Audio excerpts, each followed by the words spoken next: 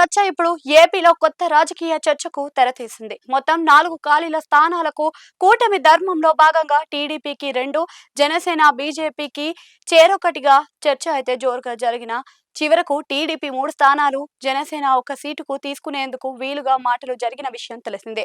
అయితే ఇప్పుడు కొత్త రచ్చ ఏమిటి అంటే జనసేన రాజ్యసభ అభ్యర్థిగా ఎంపికైన లింగమనేని రమేష్ అభ్యర్థిత్వం హాట్ టాపిక్ గా మారింది. చంద్రబాబుకు అత్యంత సన్నిహితుడుగా పేరున్న కమ్మ సామాజిక వర్గానికి చెందిన లింగమనేనికి జనసేన కోటాలో రాజ్యసభను ఎలా కేటాయిస్తారు అన్నది ఇప్పుడు కొందరి ప్రశ్నగా మారింది. నిజంగానే ఈ ప్రశ్నలో నిజమెంత? లింగమనేని ఎంపిక విషయంలో పవన్ కళ్యాణ్ స్వేచ్ఛగా నిర్ణయం తీసుకున్నారా? చంద్రబాబు ఒత్తిడి మేరకు తగ్గారా? ఆయన కోరుకున్న వ్యక్తికి రాజ్యసభ స్థానాన్ని పవన్ ఇచ్చేశారా? లేదంటే చంద్రబాబు సిఫారసుతోనే జనసేన తన రాజ్యసభ అభ్యర్థిని డిసైడ్ చేసిందా అన్న ప్రశ్నలు ఇప్పుడు ఏపీలోని పలువురు నోటా వినిపిస్తున్నాయి.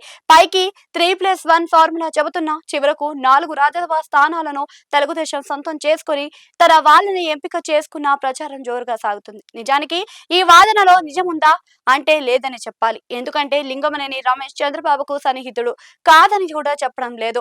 అంతకు మించి జనసేనాని పవన్ కళ్యాణ్ కు అత్యంత సన్నిహితుడు మాత్రమే కాదు, పార్టీకి ఆయన బలమైన దన్నుగా కూడా నిలిచారన్న విషయాన్ని మర్చిపోకూడదు.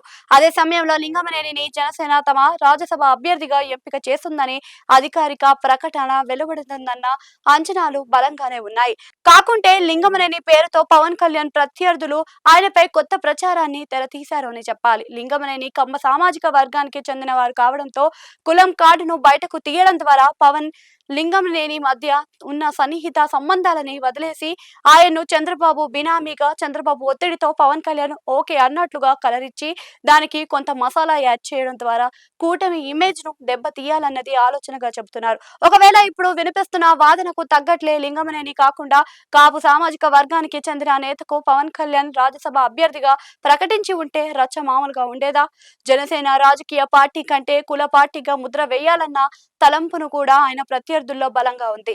అలాంటి వేళలో వారి అంచనాలకు భిన్నంగా తన సన్నిహిత మిత్రుడు చాలా సందర్భంలో పార్టీకి దన్నుగా నిలిచి లింగమనేనిని రాజ్యసభ సీటును కేటాయించడం ద్వారా పవన్ కళ్యాణ్ తనదైన కమిట్మెంట్ ను పూర్తి చేశారని చెప్పాలి.